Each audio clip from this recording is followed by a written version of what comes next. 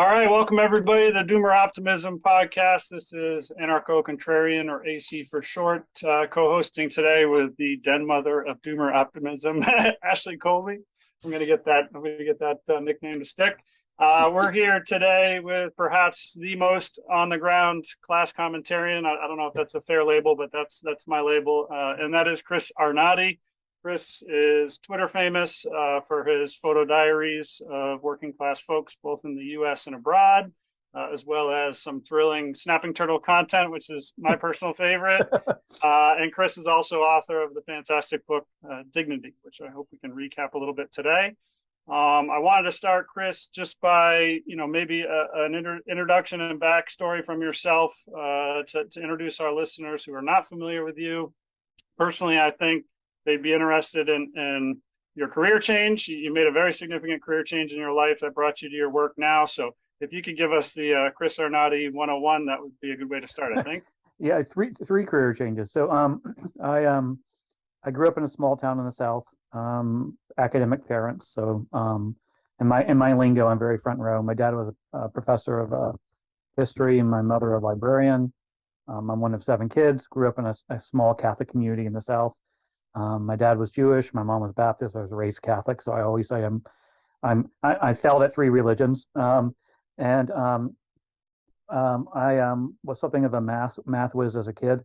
Ended up doing what for me was a path of least resistance, was getting a PhD in particle physics at Johns Hopkins.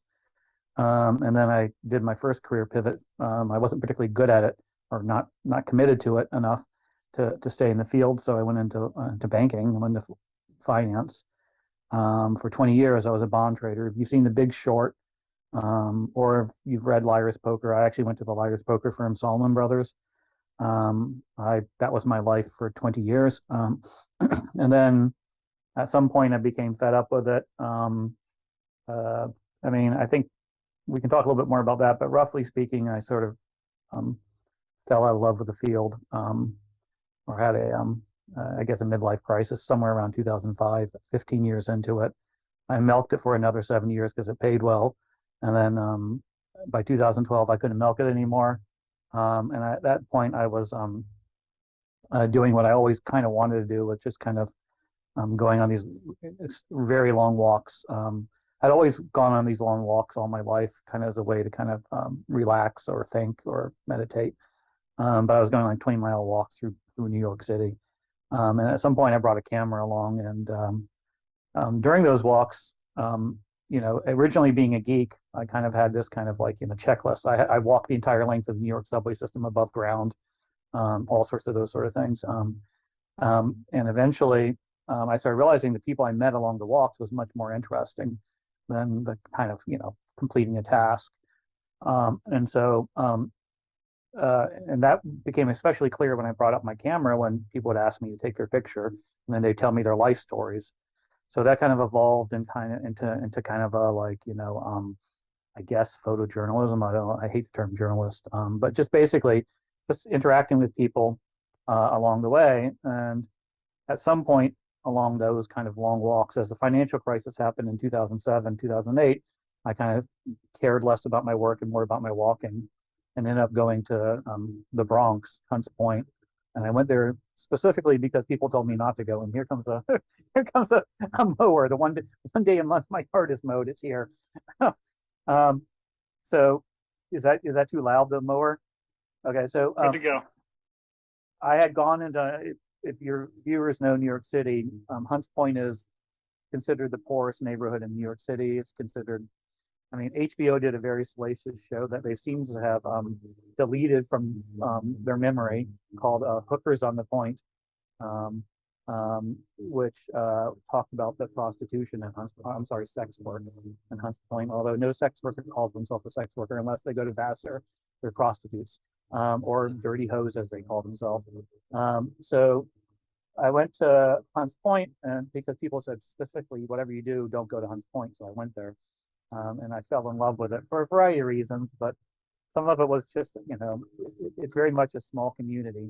So it's like a small town that's it's a tongue of land that sticks out of the Bronx and kind of cut out from the rest of New York City.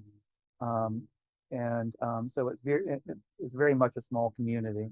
And so I basically spent 3 years kind of documenting a street family of heroin addicts and, and prostitutes, sorry, sex workers. And that became kind of what my life was focused on. Was something of, I guess, what one would call if you were an academic, you'd call ethnography. Um, Kind of doing ethnography without an IRB. So I was basically, spending time writing the stories about this family of street addicts. And at some point, I kind of burned out on that. And being a scientist, I kind of learned all these things. I wanted to see, to put it in scientific terms, of what I learned in the Bronx, kind of the resiliency of humans, the kind of injustice of the economic system, kind of the importance of faith, the importance of the transcendent, kind of the importance at a personal level of being a qualitative person, not a quantitative person, kind of focusing on people, not numbers, was true more than in just Hunt's Point, or as I say, was it translationally invariant? But these kind of core truths I've learned in the Bronx was it translationally invariant. So I got in my van and started doing this kind of thing all over the United States. I had the fortune or misfortune, depending on how you want to do it, see it, that I put 300,000 miles on my car, and so I just go to, Gary, Indiana, Milwaukee. And I went to the equivalent in every town I went to. I went to the equivalent of the Hunts Point, the places where people told you not to go, where lots of people live, but nobody visits. And I had the misfortune of it happening during the rise of Trump. And so what turned into a project about addiction and poverty at some point pivoted into addiction, also a project about the rise of Trump, in the sense that by sheer coincidence, not by coincidence, but not surprisingly, the places I went were places where early on I saw Trump being kind of far less laughed at than kind of embraced, especially in the or primarily in the white working class communities I went to. And so that kind of work resulted in the book Dignity, which I would like to also say only mentions Trump once, so it's not a political book. But the kind of foundations behind what gives rise to someone like Trump are there. And then I kind of switched from doing that for reasons that basically U.S. politics bores me, and everything in U.S. is about politics. I started focusing on what I call the mega cities of the world. U.S. the world roughly has 5 billion people. About 1.5 billion live in towns that I don't think most Americans would know the names of. And so I started kind of doing. Now I'm doing what I call walking the world, where I kind of go into these communities, and I rather than taking a van, and I'd always walked when I used my van. I'd go to Gary, Indiana, and then I just spend for 4 days over a week walking it. But now I just fly into Hanoi, and I spend a month walking the city, just literally walking as much as I can, and again with a kind of larger focus on trying to look at learning from the interactions I have with people, and from the interactions you get when you have to walk from a point A to point B, and you can't kind of cheat by grabbing into a cab. So that's where I am now. I'm leaving this you're going to Uruguay tonight, I believe. I'm leaving tonight for Myrtle Beach. I'm going to walk for 3 days in Myrtle Beach, and then I'm going to Istanbul, and then from Istanbul I'm going to Bishkek, and then from Bishkek to Amman. So that's kind of where I am now. Okay, so something that we have in common is so I'm a sociologist, and I've done basically only qualitative research. So like going to a place, doing some kind of ethnography, interviewing people. And I think there's something among a lot of people who are attracted to this doomer optimism thing. A lot of people are homesteaders or small farmers, and a lot of us have this sense that there's just a way of interacting with the world by being in it that gives you a different kind of knowledge than what I call like spreadsheet brain.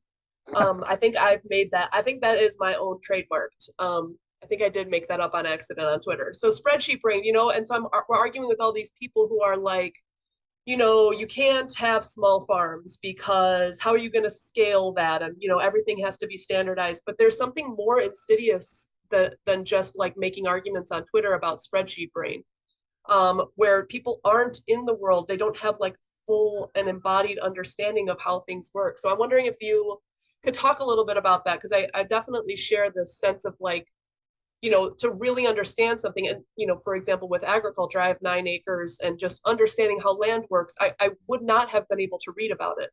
You Yeah, I have to be mean, physically there. that's the kind of the whole pivot of my arc of my career, and I write about it a bit in Dignity about.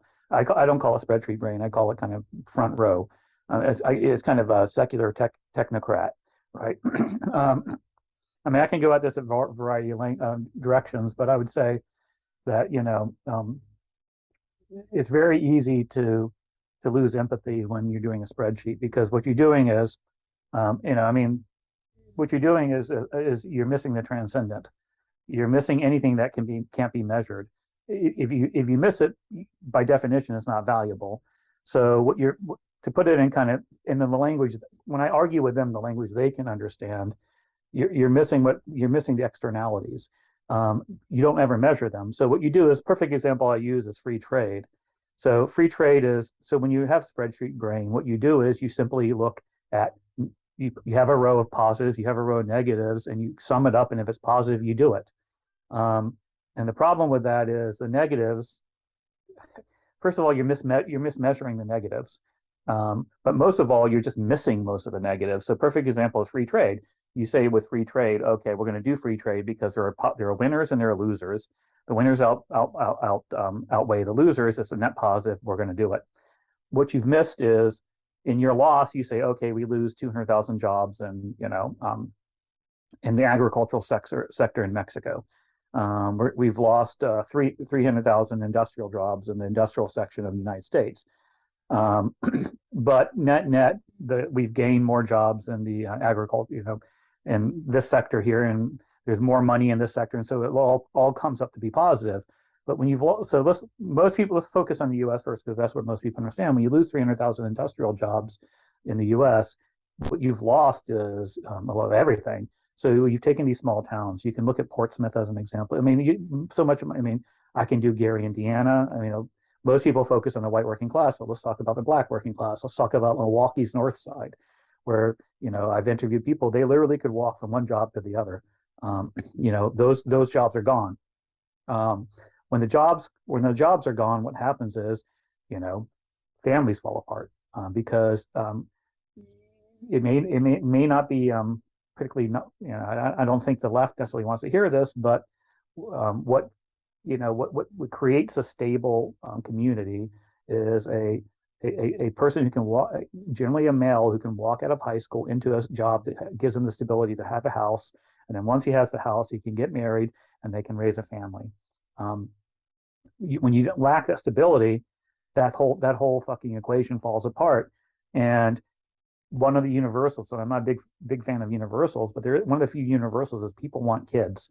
And so they'll have kids before they can put their economic house in order. And so now all of a sudden you have kids outside of wedlock, And look, I'm sorry, I as much as a libertarian as you want to be, and as much as you want to be woke, two functional adults raising a child is better than one functional adult raising a child. It's as simple as that.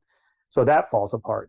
And so what happens is the whole community has this vacuum that just starts, without the stability of without the stability to be able to walk out of high school into a job and put your economic house in order to build your family, to build, this. Once that falls apart, and people start becoming transients, economic migrants in their own country, having to jump from place to place, this vacuum hits. And when that vacuum hits, in comes drugs.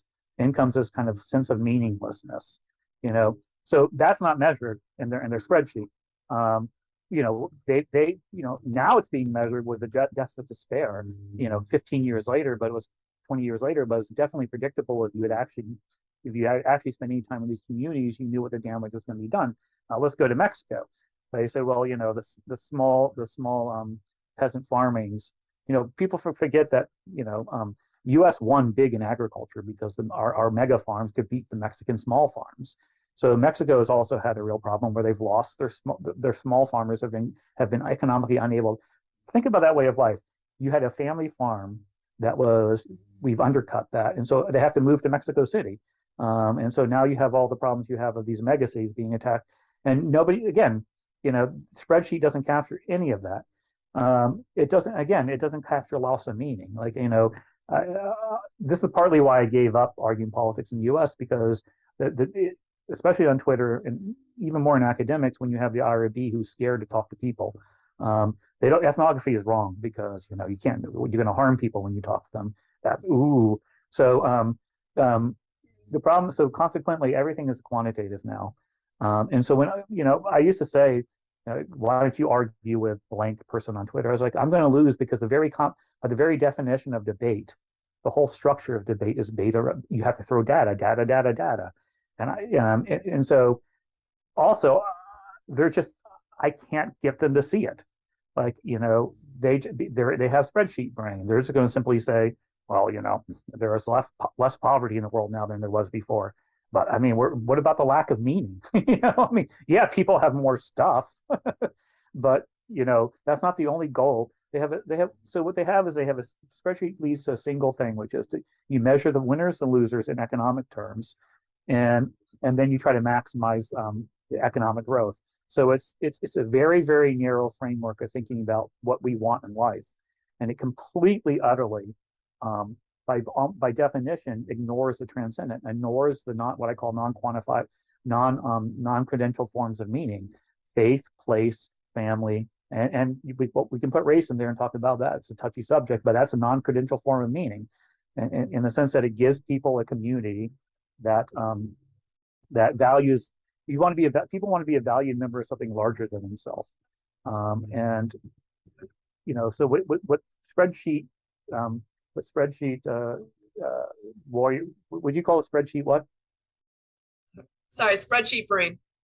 What spreadsheet brain leads to is it's extraordinarily materialistic. It's this positivistic, materialistic view of life, which I mean, that's and there are two sides of the coin. That if you have a very materialistic look at life, there are basically two sides you can be on. You can be a capitalist and say, or you can be a Marxist, but neither of them allows you to basically say that what's actually important is not just the material, but the non-material. And I think, again, one of the things that it's almost impossible to explain to spreadsheet brain is, like, non-material matters to people. That's, you get spreadsheet. I think it's kind of it's kind of this feedback loop where the people who end up going to spreadsheet brain are nerds who are scared of people in the first place. And then once they get in there, then they're not going to get out of it because they're going to reinforce the thing that tells them that actually interacting with people is a bad thing, and all those things you learn about from interacting with people is bad. Like I walked into Hunts Point. I wasn't a Sam Harris atheist. I wasn't because I'm just not a nasty person that way in terms of mocking other people. But I was called myself a Gnostic. At the age of 13 or 14, I mocked religion in a way that Sam Harris might mock it now. But I grew out of that and realized, to have at least, I don't generally mock people. But I certainly was what I had, if you had asked me, point blank right before I walked into Hunts Point, what was I going to find? I said, I'm sure going to find lots of atheists, because if there's anybody who has, like, perspective of how bad the world is and that there is no God, it's going to be people in Hunts Point who are literally living on the street and and having to suck dick for money. But instead, what I found with people who are far more faith, who are imbued with faith, not necessarily theologically sound faith, but it was a mashup of kind of Catholicism, Muslim faith, coupled with this odd spiritual, it was just, but it was faith, in their own thing. And so and the way they thought about the world was a very experiential way. If I have a problem, I'm very front row. I'm very much spreadsheet brain person. If I have a problem, if I get ill, if I face a new problem, my first thing is I'm off to the library. I'm going to study it. I'm going to figure out. if they have a problem, they're going to start talking to their friends. They're going to start asking. They're going to start praying. They're going to kind of use their kind of informal network of kind of experiences to solve it, or go talk to their go talk to their minister. And so I think it's two different very ways to think about it. And I think the spreadsheet brain, I call them the front row, because they're the kids who always sat in the front row, and they weren't necessarily smart enough to sit in the back and get by. They had to be the teacher's pet and do all the right things. But the kind of the front row, the spreadsheet brain kind of has won. They've won the world.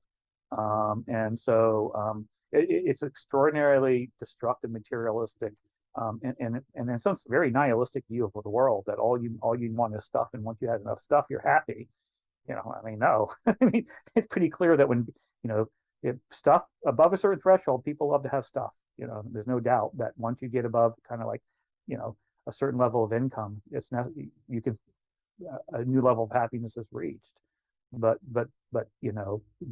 happiness is not simply about having more stuff, and that's just so. I mean, that's so clear about what I see when I walk and talk to people. Absolutely. And quick thoughts, my personal thoughts on spreadsheet brain is that, it forces a binary, it's either a positive, it either lands in the positive column or the negative column. It's either right or it's left. It's either black or it's white, racist or anti-racist, left, right, whatever. And the world just doesn't function like that. But as you said, these folks are in control. And so, perhaps that's a reason why we have the binary divides that we have now. You touched on so many things that I want to get to, and so many things that are speaking to me directly. But maybe stepping back a little bit, we got into the front row versus back row. I wanted to try to touch on, before we go deeper, the overall theme or takeaway from your book. What would you consider like the TLDR version of your book? What perhaps took you most off guard in the development of that book? And maybe as a follow-up question, and this is a little bit of a leading question, but what does the front row class get wrong about the back row class? I mean, well, the two bumper stickers I say from my book, at least, are everybody, and I mentioned one was everybody wants to be a value member of something larger than themselves. And two is, when I call it my front row is basically highly educated postgraduate degrees, me. Ashley. I mean, you can be, it's not like the entire front row is, has the same brain, but it's people who have generally, elite colleges, are geographically very transient. There's a huge overlap with careerism there, and then there's also generally a secular bent. But in general, what I say about them is they don't understand the people they're advocating for.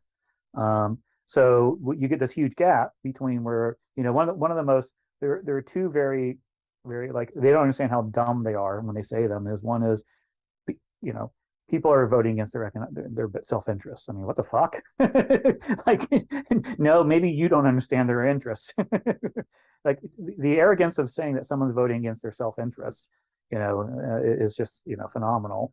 No, they're pretty sure what they want. But and the other one is just move. Like if you like this idea that place, because it doesn't matter to us, the front row, it shouldn't matter to them. But place is again a non-credential form of meaning. Like it's something that's immensely. What I mean by you're gifted place at birth. Like it's a form of meaning that you're born into. So I understand, in my career in banking, we were all the same, even though we were all from different parts of the world. We had all had post high school. We had all had pretty much the same. You can have a Brahmin kid from India who works on Wall Street who basically had the same. After it's like second year of college, we had the same lives, even though I grew up in a small town in the South. We all left our hometown. We all wove our way through elite institutions. We all kind of, read the same literature, thought about the same, had the same sense of what's sacred and what's profane. Like, we had the same worldview, and it's completely and utterly detached from 94% of the world. and yet we think we know what's best for them. And so, in a sense, it's an extraordinarily elitist attitude. And so, I find it humorous. I find it less galling to see, in some ways, the conservatives. I mean, because they're outright elitists, and they admit it. It's kind of the left who act like we're it's very patronizing. We're going to help. We're going to help the working class. We know what's best for them. And should they vote separately from what we think is best for them, it's just that they need more education. They'll figure it out. Yeah, yeah. You went to a place that I wanted to go to, and that's hypermobility. And if I can share a quote from your book, which really summarizes what you just said. You said we were mobile. We being the front row. We were mobile, having moved many times before, and we would move again. Staying put was seen as a failure. You advanced in your career, and that required not being tied to one place. Our community was global, allowing us to proclaim it to be diverse, despite every resident sharing the similar path beyond high school, which is really what you just said, and that touches on my particular intellectual pet project, which is the negative externalities of the religion, and I really do see it as a type of religion of hypermobility and really upward mobility in a lot of ways. People seem so eager to discard the places and the community ties and their family, frankly, in favor of mobility, without regard for those negative externalities that happen as a result of their choices. Can you unpack that a little bit more? And specifically, I want to hear more about your thoughts on what happens to those places that are left behind, like when there is a generational exodus, if you will, which in a lot of ways happened to my generation, sort of early millennials, I guess, if you will. Like all those people are gone. All the people in the hometowns of the places that I came from left, and in some cases are going back because of COVID, but mostly they'll never come back. Those family ties are broken, and those places are hollowed out. So, what is your take? What more do you have to offer there about places? Yeah, I mean, again, place is extraordinarily valuable, and I kind of go when I was doing the U.S. I do it less now in global cities because it's a little more complicated. But the three institutions I went to in the U.S. and every city I went to churches, houses of worship, whatever religion was of the community I went. So I spent a lot of time in a lot of Pentecostal churches mostly. But I also went to McDonald's, which became a theme in my book, because in some senses it's the only place still functional. And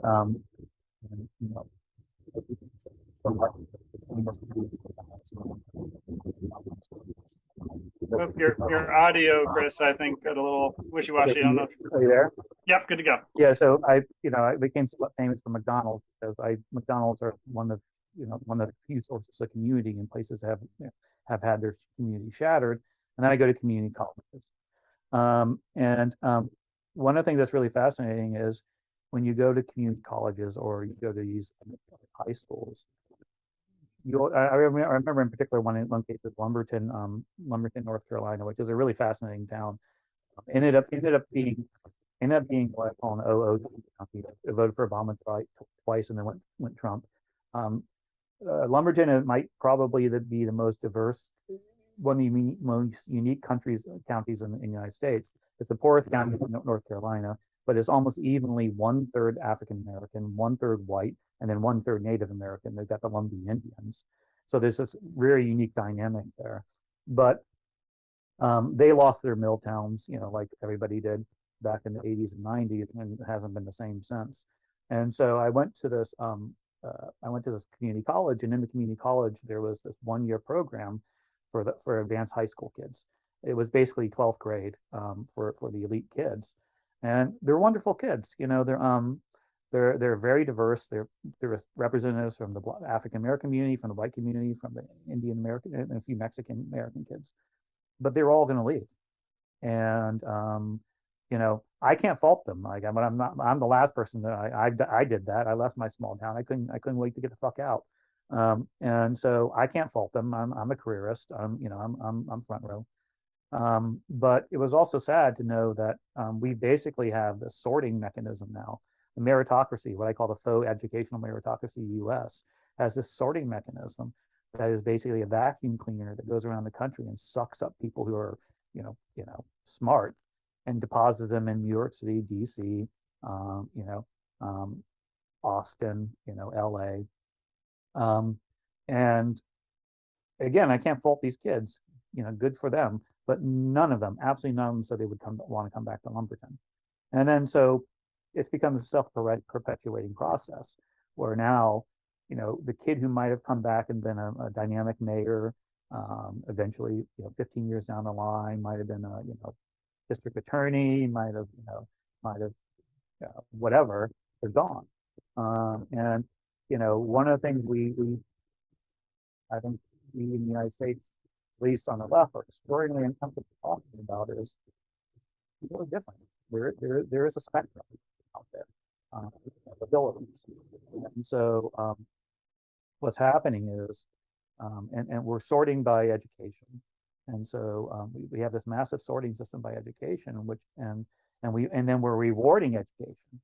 If you have the skill set to be someone who's good at, has its self-discipline to be good and takes to being in school, then you're going to be rewarded. And if you're going to be somebody who doesn't necessarily have the patience, or that's just not your thing, you don't take to being in school, you're going to be left behind, so to speak. They may not mind being left behind, they may want to be behind, but so it's going to cause these cities to lose the self-sorting system, where you're going to have people who are, the back row is going to become more concentrated, the front row is going to become more geographically concentrated, and we're going to reward, and since the front row is making the rules and getting all the rewards, we're going to reward the front, you know, these towns. And so we're by definition, we're creating this environment which is very unconducive to creating local communities. And so in their mind, you know, one of the most insipid things about the kind of educational sorting system we have, the educational meritocracy we have is, you know, we have this kind of enough hard work, enough study, enough books, you know, you can become elite. You know, you can join the monarchy. You know, is that the corollary of that is if you don't make it, you're a failure. It's your fault, and you're a loser. And so, you know, one of the big themes in my other book is, you know, what the dialogue we have in the front row and the elites doesn't really match the dialogue in back. In general, it doesn't. There's not a lot of you know, you know, people are not proud to jam I voted sticker on their you know, feel like they're more of a superior. Like there's just a detachment in terms of how engaged, quote, the back row and the front row are. But if you're kind of a working class kid flipping hamburgers in Northside Milwaukee, even though you don't know necessarily what you know, people in Harvard University are saying about you, you do know they think you're a loser. And so that stigma, that sense of being stigmatized, is certainly out there. The sense of they know that people think of them as losers. And so, you know, it's kind of like addiction. When there's a thing I call owning the stigma. Once you stigmatize something, once you call them a loser, once you call them a racist, once you call them whatever, once you call them dumb, once you call them an addict, at some point they're like, okay, that's it. I'm gonna own that. They take pride in that, you know. And so they start, you know, owning the stigma, as they call it. You see that a lot in addiction. Like, you know, you call me a whore, I'm a dirty whore. Yay, you know, I'm gonna start acting like it. And so in these towns, it's come to this feedback loop of they know they're being mocked. They know that, you know, people think they're a loser, and then it starts kind of weighing down on the community and becoming this sense of like, okay, you know, what's the point then? What's the point of living? You know, and so that's kind of where you get to these deaths of despair and this addiction is kind of the sense of, you know, this sense of being stigmatized and sense of being kind of mocked. And then again, you couple that with economic decay, and it's kind of family decay. It's just, you know, and a lack of religion once because again, what does filter down is culture filters down. And so one of the more interesting things is if you look at the way the front row, the elites live, they don't live at all like they say. They stay in stable marriages by and large. You know, like they have two parents raising kids. They live kind of relatively conservative lives, and yet, you know, they say, oh, you know, anything goes. You can be who you are, be whatever you want to be, and then that filters down into complete chaos. And so it's a really bad situation in these towns. And the whole just move thing is just so offensive because, like, I remember talking to this young woman in Portsmouth, Ohio. She was like 17, 18. And Portsmouth has been suffering for 60 years. It's been losing population. Um, and yet, family is extremely important, but her family's somewhat dysfunctional. I mean, that's, again, um, and she would love to stay there, but she also knows that staying there it's hard. It's a hard choice. I stay here where my meaning set comes from versus knowing that it's going to be hard. It's going to be a struggle, and so you're putting these people in a no-win situation. Yeah, I can jump in there. Yeah, so this is the Doomer Optimism podcast. So we like to go pretty clear-eyed into analyzing what crises exist, what kind of doom there is out there that we have to navigate, and then we talk a lot about like what can be done, what can we do despite all these giant like institutional issues. And I just want to share just yesterday. So my brother is like what we call, I guess in our little circle we call them the professional managerial class, the PMCs. My brother's like a PMC. I call them front row, so same thing. Yeah. Yeah, same thing.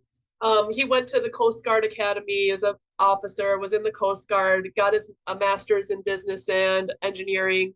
Did this whole arc out of Chicago, and then he came back, and now he is like the public works coordinator for a small town outside of Chicago, like a suburb, LaGrange, Illinois, and it is such a wholesome job.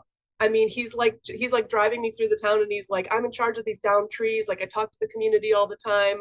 There was a water main break. I'm meeting all the neighbors. And I think about that example like as a white collar example. And then I think about a lot of the people who are attracted to doomer optimism, talk about like getting into crafts, getting into trades, maybe getting into small scale agriculture, and really just swimming against the tide. Now it's hard to do that. But these are the kinds of optimistic things we talk about. I'm wondering if what is the Chris Arnade optimism, if anything?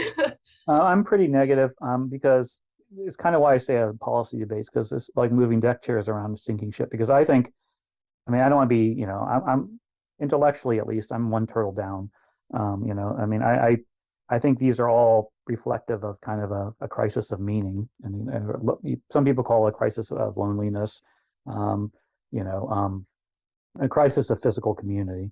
And so what I was saying is, I think the United States, when you have spreadsheet brain, the policy class has spreadsheet brain. They not necessarily out of bad will.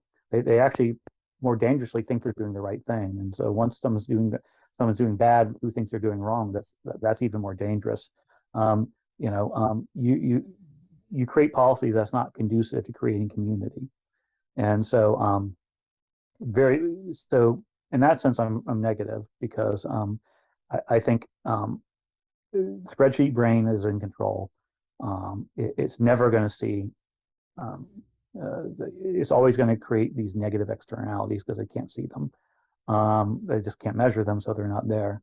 So I think we're going to continue to have this kind of hyper materialistic policy that just kind of crushes anybody who tries to do something that has any non-economic benefit.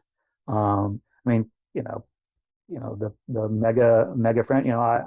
I celebrate McDonald's, but I only celebrate McDonald's not because I like mega corporations, but because it's meant to show that. So I'm getting to my optimism piece here. It's meant to show that humans are by just call it biology, call it whatever, are need community. And so the whole point of the McDonald's thing is highlighting the community of McDonald's is to point out that people need community. They need it so much that they'll form communities and places that are entirely transactional. McDonald's is meant to be McDonald's is designed to be, this almost neoliberal machine that get your food, leave, but no, people stay and they hang out and talk. And so that just shows you that if you provide humans with this landscape of banal franchises, they'll form community in it. I mean, they'll form community in anything. It's like my work with street addicts. The only thing I regret about my book is not putting more humor in it, because it just felt out of the place. But I wish I had, because there was a lot of fucking humor in it. People are pretty resilient. They can make the best of bad situations. We're providing them a bad situation, and they're making the best of it. So my optimism is that people will adapt. It's going to be really, really hard to do, but people who want community can still do it. It's just not necessarily conducive to it. But in some ways, I think, how do you break spreadsheet brain? How do you change a culture? And so I don't think I put it in my book, but my last chapter is about going back to my hometown. And there's also just this sense of, I don't want to sound like an old conservative, there's a sense, at least in some past, in the past, the elites in the town, the elites in the town had some connection to the town, and the factory was locally owned, and so there was some sense of obligation between the owners and the community. Now you have, who owns. So my town, the town adjacent to me, literally had two orange juice factories in it. It was in Central Florida, and that employed everybody to some degree. Everybody, in some senses, was related to that. And the owner of one of the orange juice factories, I went to this shitty public high school with the owner's kid.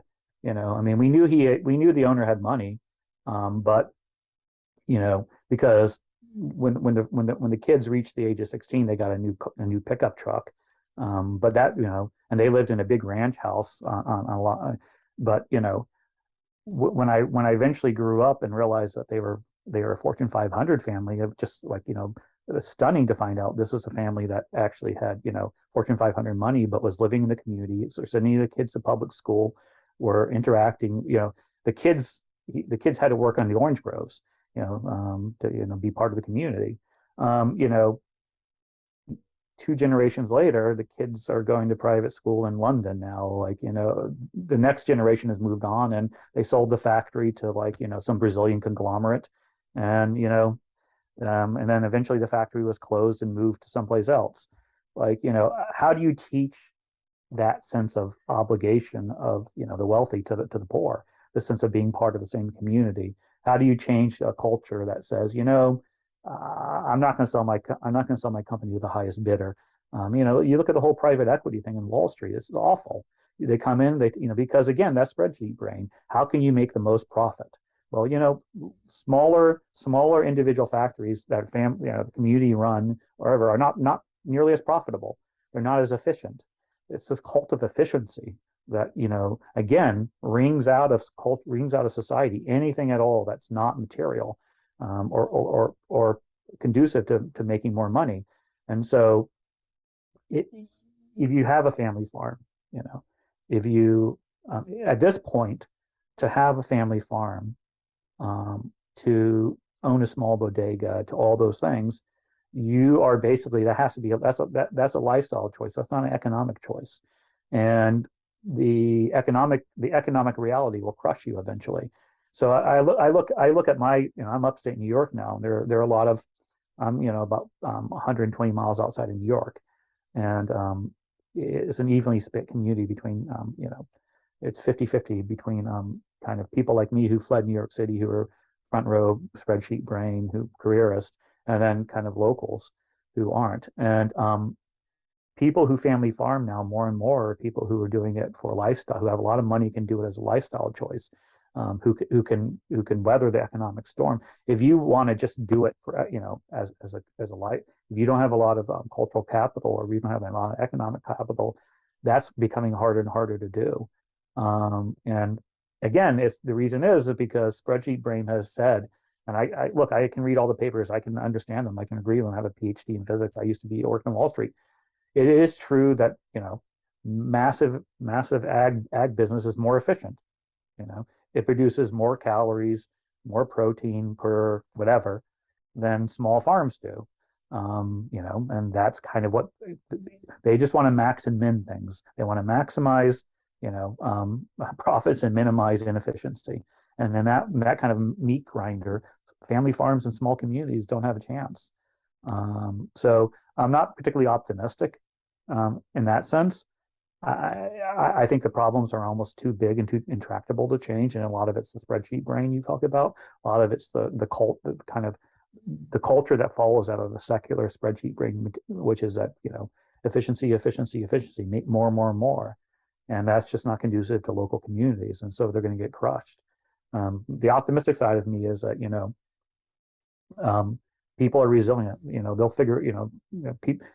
People can find communities and build online communities, what have you, over time. But I think that's kind of a people cope, not it's going to get better.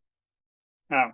I wonder if you think at all, maybe look into your crystal ball a little bit, if you think at all about what constraints might be coming down the pipe that might force a decentralization or a descaling of the way that we live. We talk a lot about that in the deosphere, whether it be economic constraints or environmental constraints, political constraints that either might incentivize or force a descaling and decentralization. Do you sympathize with that at all? And if so, do you think, the smaller places that you've seen, the secondary, tertiary, and small rural places that you've seen, do you think that they might be positioned to thrive in some ways, given sort of the changes in scale that might come? Oh, and maybe just let me add an example. I don't know if you have walked through Detroit at all recently, but I've read about, and I'm from the south side of Chicago, so there's some similarities, but I've read about these like small scale farms popping up where people are just like so destitute, we're going to just do something. And there is like this hopefulness in the doomer optimism sphere of like John Michael Greer's writing. I'm not sure if you're familiar with him, but he says collapse now and avoid the rush.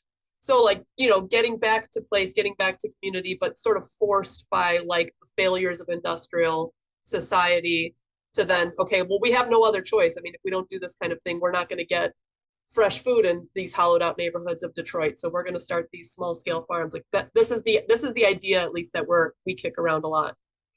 I mean, look, I'm not saying it's all all for naught, because I think I think you can still perfect example is there's a community next to me that who the Bruderhofs are. You ever heard of the Bruderhofs? They're a anti-Baptist group who are basically closest thing to religious Marxists as you'll find. They're a religious group who were kicked out of Germany in the 20s, and they actually went to Uruguay, or I think they went to Paraguay. But they have two communes here near my house. They publish they have a literary magazine they've had for 100 years called what's it called, Porch, I think it is. In any case, they don't believe in money. They don't have money. Everybody lives and they share all their wealth. So you can do it. You can still live a very traditional, if you want to call it, life built around community, built around faith, built around place. But it's a lot of work. It's, again, I mean, it's like swimming upstream. And it also requires, and I think this is hard, it requires not giving a fuck about what's going on in New York City, And so that's basically all of us. So yeah, but I'm going to push like back a our little. political resistance is like, I don't give a shit what the WEF is doing. Like, I just want to go as far away from that as possible. I want to be outside of their grasp. I'll push back a little bit what AC was saying when he's saying that, that kind of spreadsheet brain or whatever is something of a religion, or efficiency is something religion is. And this is why this is gonna be a long-winded answer, so stay with me for a second. Its failure, where it fails relative to religions, is extraordinarily important. It doesn't give you a metaphysical answer, right? And one of the things that religion does is religion, like, sociologists and anthropologists will say there are kind of three things that religion does. One is it provides community, one is it provides regulation, and the third is very important, is the most, it's kind of got a metaphysical solution. It's got, so to put it in kind of more, more mundane terms, it makes you feel like you lived your life worth it. Like if I die a happy Catholic, I'm going to feel like I'm going to live forever. I'm going to go to heaven, and my life was okay here because I have an afterlife. You need to feel like when you die, like what you're doing is worth something. You've lived a sacred life. The problem with kind of, and a lot of people talk about wokeism, front rowism as kind of, or spreadsheet brain as a religion. It does the integration in some senses, and not very well. It does something of the right thing, but it has no metaphysical answer. And so, somebody who dies a committed careerist, right, can't really say what's your legacy? What's your legacy? Like, where's your sense of where can you point to say I lived a sacred life? And what they more and more glob onto is politics. So that's why you see the resistance thing. It very much is, I may be a careerist, but God damn it, I fought against fascism rising in the United States. And when I die, they'll be on my tombstone. I can die happy knowing that I made sure Trump wasn't elected for his second term. So here's what I'm going to say is, they won't leave you alone, because in that sense, politics has become their metaphysical answer. They have a religious attitude towards politics now, and so consequently, anybody who strays from the kind of the sacred doctrine of the front row, that you have to be a careerist, you have to be into safetyism, you have to be in efficiency, all those kind of things that look good on a spreadsheet, they're going to politically attack, because it's, how dare you run an inefficient farm, bitch?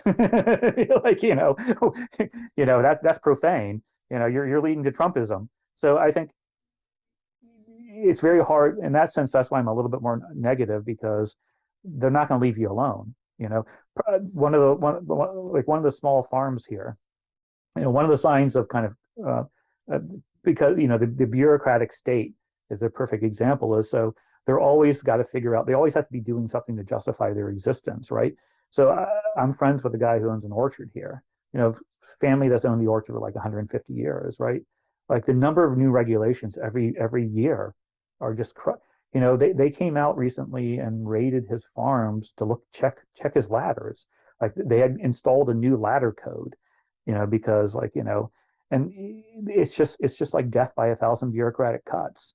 And so he has to be aware of what's happening in the Department of Health, the safety worker, blah blah blah, because just running your family farm now means you're interacting with the bureaucratic state all the time.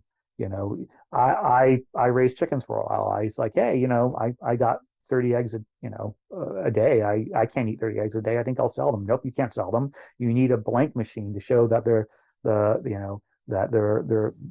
if I just put out a sign on my door saying I want to sell eggs, the Department of Health would close me down in like 2 weeks, because you have to have a machine to check that your eggs, blah blah blah blah blah, this and that.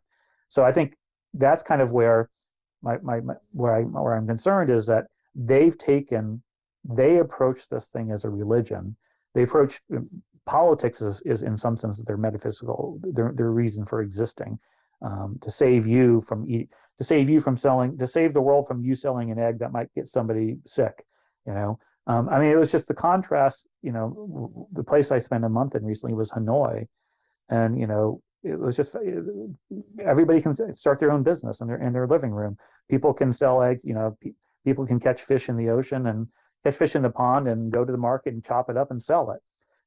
So you can actually make a living, and most people do. Many people do as doing your own thing, growing vegetables in your backyard and then selling them. In the U.S., you can't do that, and so I don't want to be too negative. I don't want to be too depressing to listeners, but I think in some senses, doing your own thing means at some point, 2 years down the road, the Department of Health is going to raid your farm because whatever, new codes. Yeah, what's the adage? You may not be interested in politics, but politics is interested in you. Yes, exactly. There's no escaping. I mean, maybe the takeaway if I could try to be hopeful, is like screw them. You know what I mean? Do what makes you happy. It does not need to compute. It does not need to sit in the spreadsheet neatly. You know, it makes me think of a poem by Wendell Berry, who we in the Doomer optimism sphere sort of worship, if you will. You know, it says, as soon as the generals and politicos can predict the motions of your mind, lose it. Leave it as a sign to mark the false trail the way you didn't go. Be like the fox who makes more tracks than necessary, some in the wrong direction. Practice resurrection, right? So, you know, be defiant, be resilient for your own accord. You know, you can have aesthetic reasons for doing things, and screw the naysayers, right?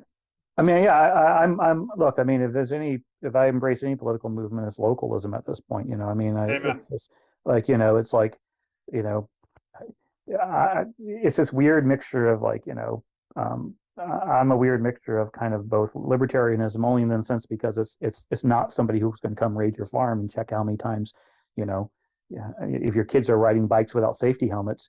Plus, at the same time, you know, I'm not a particularly good good arguer for faith because I'm intellectually a scientist, but at a scientific level, at least, you know, faith is extraordinarily important. And so, you know, I can't as a scientist go, you know, walk across 90 cities of the world and then not come away and say, wow, faith is really important. I'd be lying if I said that. And so, you know, there needs to be sort of like a recognition of the importance of faith, and the recognition of the importance of letting people decide. You know, so many of the things that people talk about in the United States these days is you know, issues like policing. And one of the things I look at policing is, you know, police haven't. You're asking the federal government to regulate things that community should regulate. I mean, that 90% of policing problems is, you know, it shouldn't be the job of the police. You can't codify personal interactions and where one goes right and where one goes wrong. That's just a local norm that people know. It goes back to your earlier talk about nuance. You know, how people interact with each other is very nuanced. There's all these kind of unwritten rules of any community that everybody knows, and then people give themselves leeway over. Like, you know, when you try to say that, well, we're going to codify them and the government's going to regulate them, you can't regulate that. It's going to result in mispolicing. You know, and police have an awful job. You know, you're asking to regulate something that shouldn't be regulated by them. It shouldn't be their job to, you know, to that's local norms. Those are what local norms to do. So, you know, again, it's the bureaucrat, front row brain, big spreadsheet brain leads a bureaucratic state, which tries to codify things that can't be codified, written down things that can't be written down. So, okay, a lot of people who are fed up with the meaninglessness find us. And I don't know if it's like a real sociological trend or not. I just know that there are people out there who are like, screw this, I can't live like this anymore. I can't do the PMC thing. I have to like be more connected to my family or nature or whatever, like all these different sacred things that give people meaning in life. My worry though is that, like, so I don't know, I moved to Uruguay, I got onto 9 acres. I never really called myself a homesteader, but it was just like, you know, I want my kids to grow up with some chickens in the yard and to experience this, you know, connection to nature. I want to spend more time with them than I see other professional women doing with their kids. You know, I want to raise them myself, this kind of thing. And more people are getting onto this almost like a Twitter meme of homesteading, which makes me worried because when anything becomes popular in the US, it becomes like commodified and then it loses all the sacredness and professionalized. So, okay, my question is, we have a couple of like working class rural guys who are in our little doomer optimism world, and they're always just making fun of these PMC people who are going rural and then they want to have like this lifestyle homestead farm and they don't know what they're doing, and then they make their own schools and they kind of have a segregated life in these areas, and they kind of like are gentrifying it and taking away all the cute and sacred parts of that local community by bringing their own culture in. that's bad. But my question is, you've been around, walking around, talking to people who are different from you, who are not front row people. What advice do you have for being respectful, empathetic? I feel like I do this too in my sociology, and it's probably because I grew up working class. My dad's a Chicago firefighter, so I know how to relate to people like, a normal human being. But do you have advice about that? Like, if there's like all these people getting into homesteading, like, what is Don't be a what, dick. Yeah, yes, simple. So, I mean, seriously, like when you move to a new place, take 5 years and just learn. Like, shut your mouth exactly. for 5 years, man. Um, what what the front row does, spreadsheet brain professional manual class does, by definition, almost it's who we are. So it's hard to stop ourselves. We're we think education is the key to everything. So we see somebody who's less educated than us, we assume that we know better. We're always trying to change. I call it intellectual colonialism. It's like understand you're a you're you know you're not very much you're different because you have good, you may think of yourself as different, but when you go into a community where you're the outsider, just be respectful, man. Like, just sit back and learn. Don't be a dick. Like, it's just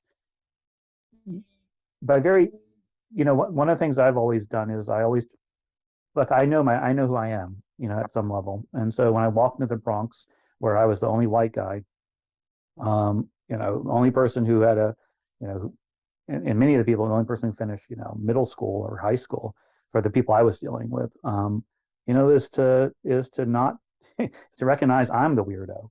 Like, I'm the weirdo. One of the things I don't know if you guys ever read the Lamp magazine, which is a Catholic intellectual by Matthew Walther.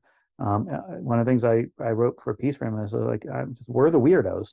We the professional are the weirdos. We're the 2% of the population versus the 98%, and recognize that you're a weirdo and just kind of just try to be open minded, and don't try to colonize.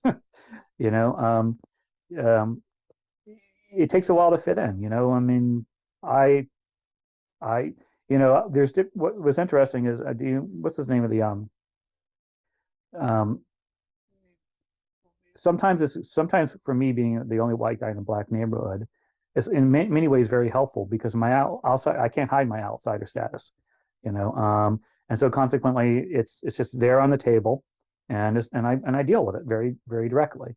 I'm the outsider, and so and so everybody knows it, and so interactions go from that proceed from there. But I recognize it, they recognize it, and and in that sense, you don't try to lecture people. You just stop trying to lecture people. Um, I think but in other ways, you'll be surprised how easy it is to fit in if you just listen, and you're not a dick. And so I don't know if you can. I don't know how to how to tell people how to teach people not to be a dick. I mean, just take a few years, absorb it in, and then and and just be respectful, man. It's as simple as that. It is, and it's you're an outsider, and you go in as an outsider, or like, what can I learn rather what can I teach? I think is the main thing. Like, Yes, it's like exactly. you there, and I think the other thing that a lot of people don't realize is just, I wish people would open their minds to this, like the beauty and the sacredness in like local culture and knowledge. You go to any city in the world and everyone just is acts the same. You go to the same kind of restaurants, everything is franchises. Like, there's nothing sacred about that. And if people could see how much, sacredness and meaning there is, and just open their eyes to that, and that people want to let you in, and I think they want to be welcoming to you if you have that kind of perspective. Like, I think about, like, where I live in Uruguay, a lot of people are doing like small scale family farms, and like you said, the spreadsheet brain stuff, like more and more agribusinesses coming out and trying to take over there. But people, like, the knowledge these people have, like just walking in on the land, and they'll point to a plant and they'll be like, that means I have some deficiency, or that means I have, this is good soil, blah blah blah, that plant is growing there. Just all that kind of whole embeddedness and knowledge is so amazing. I wish people, even like in a small town in Maine, for example, where our friend Neil lives, There's something really beautiful and sacred about some of the ways of life there. And I wish people wouldn't come in. And he like says they turn the local general store that's been a general store forever into like a hip coffee shop with like trivia night. And he's like, I don't like once trivia night comes, like it's over for us, you know, it's over for us. I like it. So I don't know. I mean, AC, I think like it requires a sense of, here's the problem though, and I don't want to insult some of your listeners, but I think recognizing that you have a worldview that is very deep, um, is kind of half the battle. So, you know, it's I used to say that it took me at least 4 years to figure out that, I think these things are not necessarily, you know, you can't codify it, you can't write it down. It's very subtle, but you know, there are different languages. You know, the front row and back row speaks different languages. It literally is different languages, and so it takes a while to learn them. And so you come with a lot of biases, that you don't recognize. Again, one of them is the cult of efficiency. One of them is the cult of safetyism. Like I look back at COVID, and that's a perfect example of even me after all these years not being able to break the cult of safetyism. You know, this idea that, and again, you know, so it used to annoy me when people said, well, the back row just doesn't value life. No. You know, you know, life is filled with risks for them. It's not that they don't value life more. It's that you know, longevity and soul longevity isn't the goal. Isn't just, you know, there's a mental calculation. Like, yes, you know, I can live to be 99 if I sit if I sit bubble wrapped in my room, but I'm not going to do that. You know, so there's these, and it's not that these choices aren't thought about, and they may not be thought about in a spreadsheet, but they're thought about in, like, you know, what's the value of, you know, what's the risk of getting COVID versus what's the risk of, you know, losing everything that's central to me, my community. You know, when everybody locked down, you know, it was, oh, what do you mean? Just for 3 weeks, for 3 months, don't go to church, don't go to bars. Like, what? Like, that's like, you know, asking a professional manager class is like, stay off the internet for 3 months and you know, don't lecture anybody. Like, what? That's like the core of who I am. Like, you know, it's like being fired from, it's like you know, a partner at a law firm being fired and being asked to dig ditches for a while or flip hamburgers. You've taken away their identity. And so you got to look at things in terms of like context, and, you know, decisions. If you understand the framework of people's context, their meaning set, everybody makes rational decisions within context of what matters to them. And so when an outsider, a PMC, comes into a new place, you know, of working class, they don't understand the context. So they look at these decisions that people make and they just say, well, they make dumb decisions. Well, no, they're making the right decisions within their, you know, with what they value. It's, you value something different, and you have to decide, ask yourself, if I value something different than they do, then why am I here? You know, you can either fit in and learn to, and try to learn what they value and see if you like it, or you can sit there and, you know, and be the fish out of water, and they'll end up respecting you in the end if you just, you know, if you don't try to lecture them, you know, and don't try to change them. You know, don't try to become a missionary, but just be kind of someone who does your own thing. You know. Yeah, it's like dial back the hubris quite a few notches, and you know, realize that humility can be a virtue.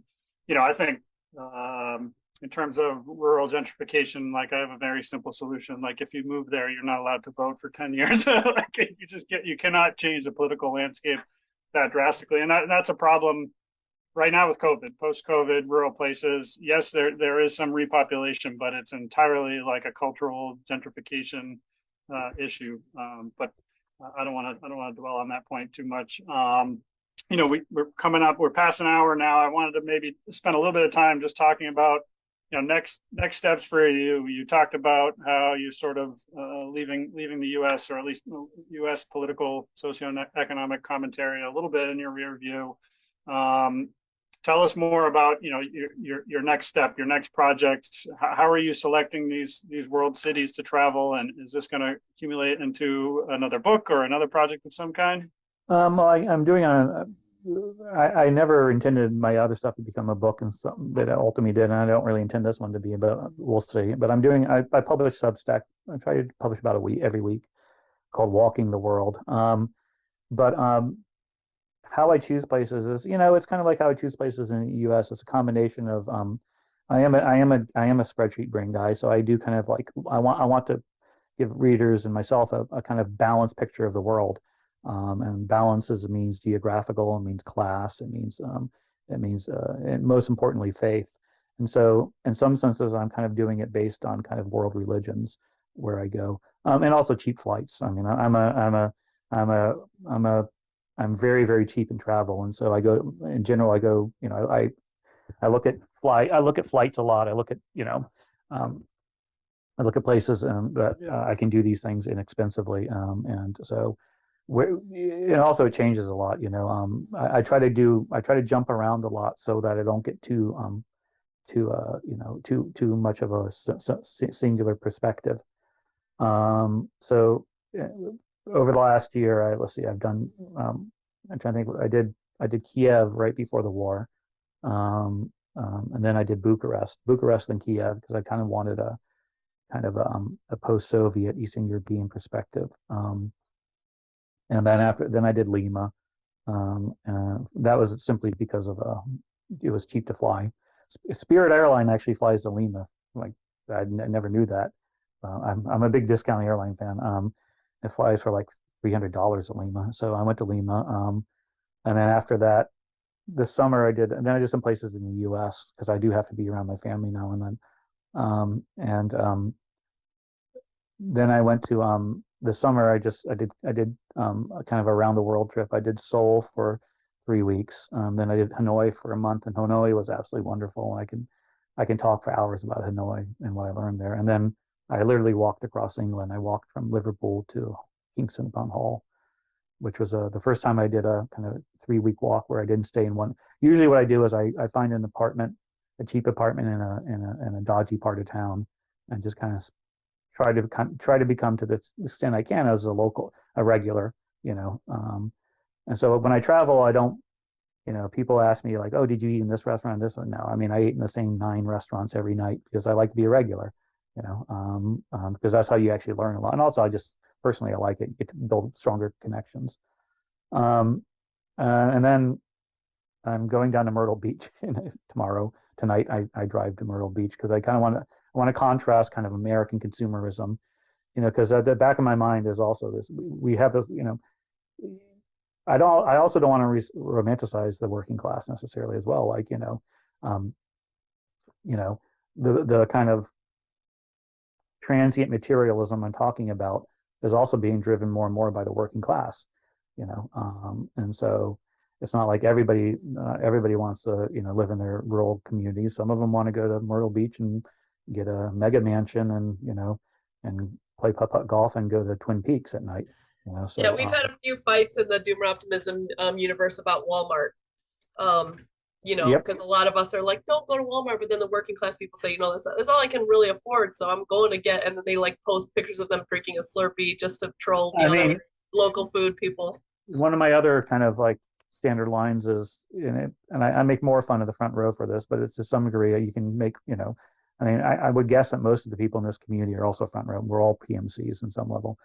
The most diverse physical spaces in America, where people, are places that are considered profane: McDonald's, Walmart.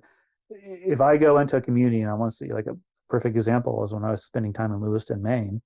Um, you know, there's a Somali community in Lewiston, Maine, and then there's Quebecois community, and it's easy to find both in Lewiston, but you don't find them mixing very much until you go to the Walmart.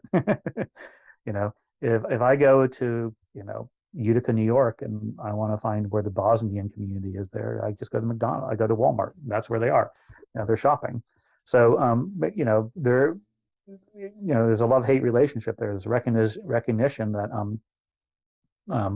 it is inexpensive, it is cheap, but it's also very diverse. So, again, it's like you can't necessarily fight something that exists, and it's not going to change. But So I'm going to Myrtle Beach to kind of write. I don't know. I never know what I'm going to write about before I go. I mean, that's kind of the hope. But what I imagined I would write about is kind of the contrast between my around the world trip and then coming into U.S. and seeing this kind of the kind of how people party in the U.S. And also I like the challenge of walking a 12-mile strip of waves, surf shops and titty bars and medieval times. And then I'm going to go to Istanbul for 2.5 weeks. That was also just Istanbul is one of my favorite cities in the world. I've been thinking a lot about writing something for a Catholic magazine about how the Muslim religion does a better job of what traditional Catholicism here in the U.S., the right-wing traditional Catholicists want. Well, if they want it, the Muslim faith is doing it. So I'm going to go to Istanbul. I had spent 6 weeks there before, and I want to go. Before I was doing all this, I want to go back. And then you mentioned Detroit. In October, I'm going to fly to Detroit, and then I'm going to do a combination of Greyhound buses and walking to go from Detroit to the Tex-Mex border. So it's going to take about a month of it's nominally based around the idea there's like 3 swing districts. There's Michigan 8 district. So I'm going to basically go from Detroit up to Flint via some version of I have to get from Detroit to the Tex-Mex border, and I have to do it without any cars or any planes. So that's some combination of buses and Greyhounds. And then I'm going to go to Bishkek for a month.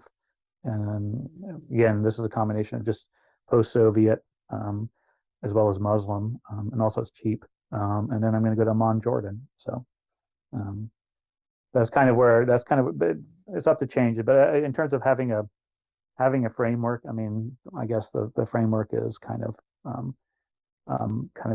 somewhat built around world religions in some senses. I would just add, as we're wrapping up, I think there's another thing that's worth saying out loud. So after I graduated college, I went and did these like world tour type things, like on the cheap, saved money, nannying, cash, lived in a sublet, and then went on these like overland trips with my boyfriend at the time. And I just think a lot of people don't realize what agency they have. And this is such a cool thing that you do, Chris. And I think there's like a lot of young people. I have friends on Twitter who like post about like deep in anthropological literature. I want to tell people like you can go be an anthropologist. I mean, you don't even need to go get your PhD. You can go and live in Ghana for a while and just see what's going on there. There's still a lot of adventure out there. And I think a lot of people don't realize how much agency they really do have. And I have never said that on the podcast before, but I think if you want a good starter city in terms of like, it's got safety, it's very, very interesting. It's got the world's best climate. It's one of my favorite cities in the world is Quito, Ecuador. Oh yeah.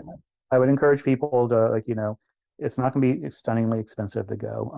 But you can find an apartment for like $15 a night.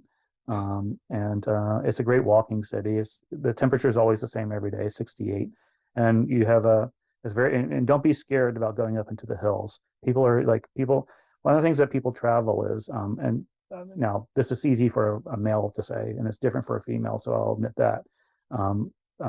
But if you're a couple, especially, don't be, when people travel, they go to the same, like Hanoi is a town of, I think 25 million people, and it sprawls.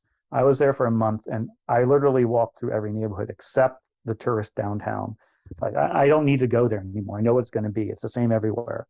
It's kind of like, Vietnam for the tourist. Get beyond do your museums if you want to, but then get beyond that. And you'll be surprised. And 99% of the time, it's safe. And there, I'll just briefly say it's also very much aligned with a lot of our principles that we talk about on here, like, go see the world or interact with the real world, let things emerge to you, interact, whatever something emerges, respond back to it, whether it's in your work or your personal life or whatever. I think the spreadsheet brain mentality is a little bit like control everything. You know everything in advance. You know So, exactly how everything's going to yep. go. And it's so much more interesting to try something different, interact with the real world, and then like adapt to it. Yeah. So, I mean, one of the things I do is when I got to a new town, I literally walk across it. I mean, not everybody has necessary. I walk the 15 miles north-south, 50 miles east-west, and then I kind of refine that walk based on what I saw. But the other thing I do is I literally will jump on a bus and not know where it's going, and just get off randomly and then walk back. So I think there's a lot to be said for that.